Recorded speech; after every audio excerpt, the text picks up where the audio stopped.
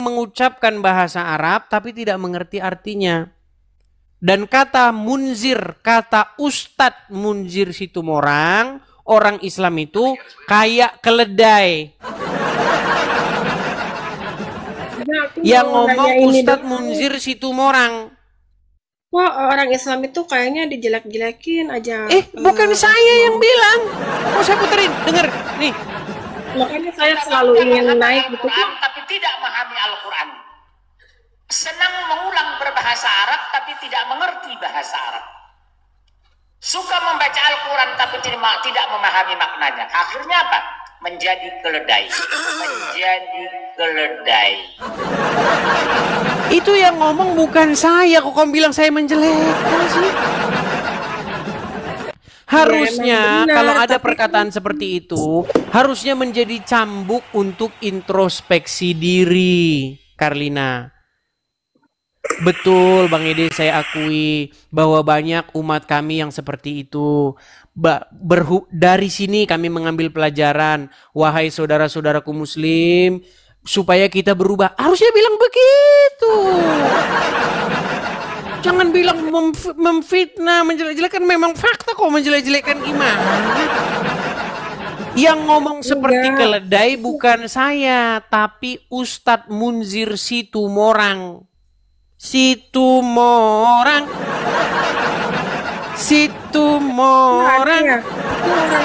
Orang Kristen itu dididik enggak ya sama agamanya? Kok sering menjelek-jelekan, katanya Muhammad, katanya ngentot, katanya gitu. Saya nggak pernah pakai bahasa gitu. Ya, pokoknya bahasanya gitu lah. Saya nggak pernah pakai bahasa begitu. Kalau ada saya ngomong begitu, saya terjun dari Monas. Saya nggak pernah ngomong gitu. Tapi kalau Muhammad saya katakan dia nabi yang kena sihir, ya saya memang bilang itu. Dan itu fakta. Muhammad menikahi anak di bawah umur, juga fakta. Muhammad menyuruh wanita menyusui pria yang dewasa, juga fakta. Fakta semua. Iya, maksudnya kok orang Kristen itu ya banyak ke saya itu tuh di pesan-pesan gitu, katanya Karlina kamu murtad aja, katanya Muhammad itu katanya jangan diulang-ulang bahasa seperti itu. Jangan diulang-ulang. Kamu kan lagi ngomong sama saya, Karlina. Saya tidak pernah mengatakan yang demikian itu. Bahasa-bahasa saya selalu saya ukur. Walaupun kadang-kadang bahasa saya itu sarkas, tapi tetap saya ukur. Supaya tidak menggunakan bahasa-bahasa yang bahasa-bahasa nggak sopan. Tapi yang saya katakan bener nggak? Gini aja, selama saya buka forum begini, pernahkah kamu dapati perkataan saya tentang Muhammad yang merupakan fitnah terhadap Muhammad? Enggak, maksudnya kok itu orang-orang Kristen semenjak ada didikan kayak gini nih, kok kebanyakan dia melecehkan saya sudah orang sering Islam bilang gitu. Saya sudah sering bilang, Kristen, kalau kamu Kristen, kamu bahasamu kayak seperti itu, kamu gak ada bedanya sama mereka. Sudah sering saya bilang. Tapi ya namanya juga, memang ada juga yang botol-botol juga ada. Makanya saya bilang, kalau kamu Kristen, tunjukkan kamu itu kalau ngomong itu bahasanya yang benar. Begitu. Coba sekarang begini, Karlina. Tadi kan saya bilang sama kamu bahwa Muhammad mengatakan akal wanita itu hanya separuh, nggak sempurna akalnya. Kamu tahu nggak Muhammad bilang begitu? Di Al-Quran bukan. Di hadis dan dikonfirmasi oleh Al-Quran. Ya mana itunya apa? Baik, kita ajari lagi dia ya. Ini kursus nih teman-teman. Makanya Pak Ustadz Abdul Somad, bayangkan Ustadz Abdul Somad kalau ngisi kajian, dia udah pasang tarif itu. Kalau saya ngisi kajian muslim gratis, muslim nonton gratis. Nih ya, saya tunjukkan.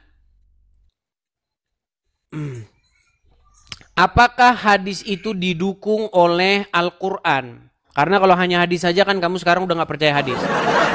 Saya balikan kamera saya. Ya, mengenai akal wanita muslimah yang separuh, tidak sempurna.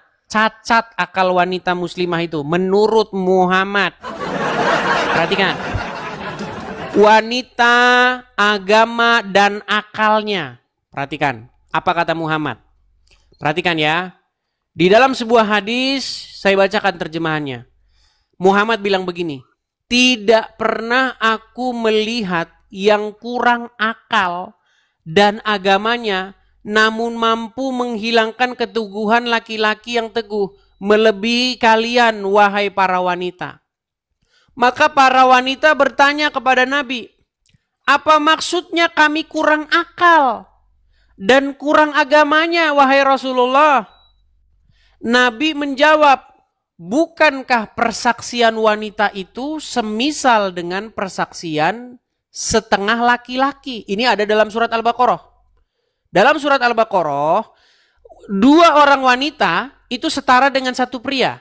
Jadi kalau 1 wanita ngomong tuh nggak dihargai, dianggap omong kosong. Ya, Nabi menjawab, bukankah persaksian wanita itu semisal dengan persaksian setengah laki-laki? Mereka menjawab, iya, benar. Nabi melanjutkan, itulah kurang akal. Ini hadis nih. Menurut Al-Quran, kalau misalnya di dalam persidangan nih, misalnya di dalam persidangan, kamu lihat nggak dia mencuri? Ada 1 wanita bersaksi. Kesaksiannya itu tidak dianggap. Nggak dianggap. Nabi Muhammad mencuri. Nggak nyambung kan? Nabi Muhammad itu kan dia tauhidnya benar, tapi dia mencuri. Justru Nabi Muhammad Makanya itu saya mengajarkan bilang, hari ini saya percaya dengan Muhammad bahwa akal wanita muslim itu memang separuh. Saya tidak bilang Muhammad mencuri, saya bilang seandainya di dalam persidangan ada seseorang mencuri, lalu wanita dipanggil menjadi saksi, itu tidak bisa. Karena harus 2 wanita baru setara dengan kesaksian 1 pria.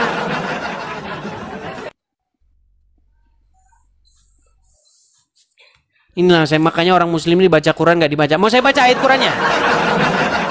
Mau saya baca ayat permohonya? Hah? Punya ayat Al-Quran, ayat ada Coba buka, coba persaksian 2 orang wanita. Maksudnya di surat mana, kan ada surat Ya, Al-Baqarah, karena kamu ada selama surat- jadi muslimah tidak tahu. Itu Qur'annya di dalam surat Al-Baqarah ayat yang ke-282. Saya bukakan ya, Al-Baqarah coba kamu baca saja, Al-Baqarah 282. ayat 282 ya. Ya.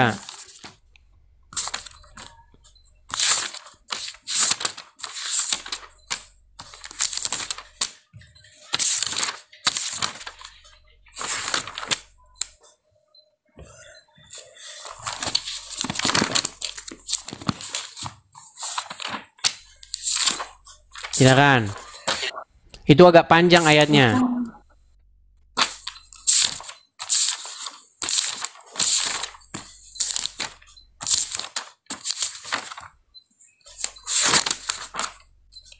Ada nih ya, kesaksian dalam itu kan kesaksian dalam muamalah. Apa tuh Iya, muamalah? persaksian seorang wanita itu setara dengan persaksian 2 orang wanita itu setara dengan 1 laki-laki. Ayatnya panjang Iya, sekali baca. tuh. Iya benar, panjang. Mau dibacakan apa? Siapa yang Ya, baca kamu nih? nggak sanggup kamu baca itu kan udah saya bilang akalmu kurang separuh. Nggak Gimana? sanggup, maksudnya orang Kristen itu Gini pintar saja, membaca. Karlina. Saya cuma pesan sama kamu begini. Coba kamu mendalami dulu agama Islam sebelum kamu naik ke sini. Ya, agama Islam itu sebenarnya gampang. Ke-1 Imani mempercayai saja gitu Allah kan? Ya, yang kedua mempercayai Nabi Muhammad sebagai nabi. Habis itu Yang mencuri ketiga, berzina masuk surga kan? Iya, kalau dia tobat. gampang. Benar kata kamu, agama Islam itu simple. Yang penting percaya Allah itu Tuhan, Muhammad itu Nabi, masuk surga. Betul? Betul nggak? Betul. Iya, mau maling, mau berzina, masuk surga. Betul? Ya, kita bertobat. Bertobat dari mana? Bertobat dari mana? Tidak ada hadisnya berbunyi bertaubat. Jelas-jelas hadisnya berbunyi barang siapa yang mengucapkan syahadat, dia masuk surga walau berzina dan mencuri. Nggak ada di situ bertaubat. Nih, coba ya dengerin nih. Ya, Ini sudah saya putarkan terus, lo dengerin nih. Man qala la ilaha illallah Muhammadur Rasulullah dakhalal jannah. Siapa yang mengucapkan la ilaha illallah Muhammadur Rasulullah dakhalal jannah. Semua umat Muhammad sallallahu alaihi wasallam masuk surga. Nabi yang mengatakan. Datang sahabat bertanya, wa in zana, wa in saraq, bagaimana kalau dia berzina? Bagaimana kalau dia mencuri? Kata Nabi, wa in zana, wa in saraq, dia berzina, dia mencuri, tetap masuk surga. Masuk surga. Masuk surga. emang benar. Makanya indahnya agama Kalau Islam dia itu seperti seandainya- itu. Makanya Angelina Sondak mualaf. Habis mualaf, mencuri uang rakyat, masuk surga. Yang penting dia percaya Allah Tuhan, Muhammad Nabi, ya itu. Simpel agama Islam. Makanya nggak perlu otak kalau mau jadi orang Islam. Betul nggak? Ya. Enggak juga nih, maksudnya kalau dia mau meninggalnya itu mengucapkan syahadat atau enggak mengucapkan salawat Nabi. Iya, walaupun dia dalam makanya keadaan berdosa. yang terpenting kan mengucapkan syahadat dalam agama Islam, betul? Kan itu belum tentu husnul khotimah. Kita itu kan tidak tahu matinya. Mulai meragukan. Karlina, sudah jelas yang ngomong itu, yang mengutip hadisnya itu Abdul Somad. Nggak ada di situ bertaubat. Iya, tapi Mau saya bacakan hadisnya? Kalau ada Walaupun kata-kata kita- bertaubat di situ, saya lompat dari Monas. Mau saya tunjukin hadisnya? Di dalam sebuah hadis itu tidak ada dikatakan kalau bertaubat. Barang siapa yang mengucapkan kalimat syahadat, maka dia masuk surga. Ada sahabat bertanya, ya Rasulullah, sekalipun dia itu berzina, sekalipun dia mencuri, asal dia mengucapkan syahadat masuk surga. Iya, kata Muhammad, iya. memang betul. Tapi kalau dia mati dalam keadaan bertaubat, tapi kalau dia Itu mati bertobat dalam itu kamu keadaan- tambah-tambahin. Di mana mati dalam keadaan bertaubat? Yang ada jikalau seseorang mengucapkan syahadat, bukan jikalau seseorang bertaubat. Lina, tahu nggak bedanya bertaubat dengan mengucapkan syahadat? Dua-duanya sama itu. Bertobat pun bisa memasukkan ke surga, bersahadat pun sama. Ada nggak orang yang mengucapkan syahadat aja, nggak bertobat? Ada. Iya, dia terus dari mana mendapatkan kamu simpulkan bahwa mengucapkan syahadat dan bertobat adalah perbuatan yang sama? Sulit karena ngomong sama dengan anu ini.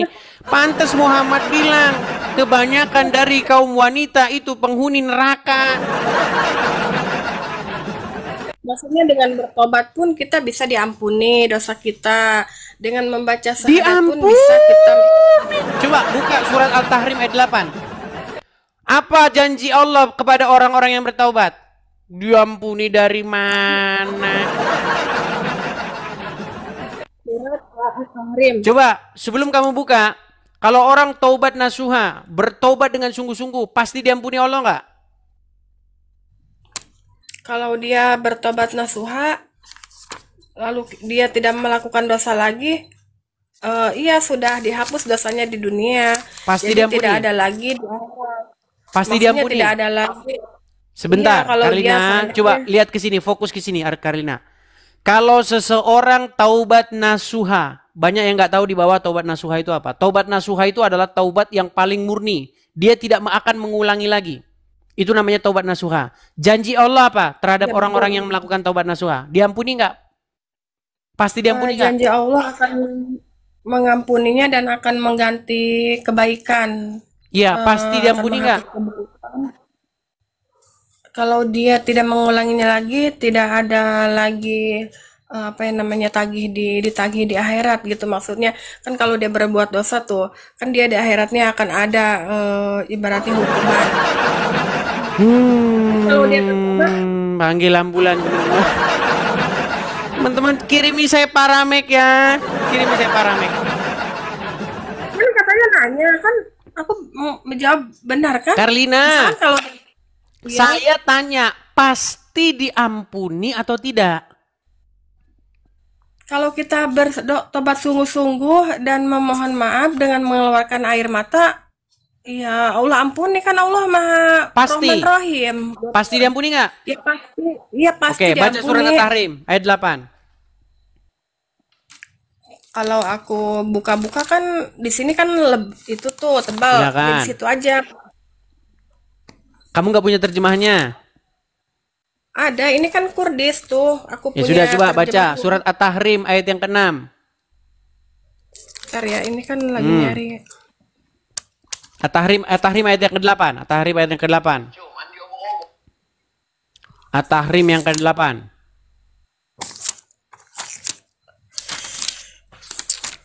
Ini kok kayaknya belum, enggak itu sih Pak, ada sih tapi Nyari surat At-Tahrim aja dia nggak ketemu. Jangan-jangan sudah dihilangkan itu sama Pak Ustadz. Mengatakan bahwa nanti jangan sampai dibaca sama Karlina. Coba bukakan surat At-Tahrim. Bacakan. belum dapat. Belum dapat.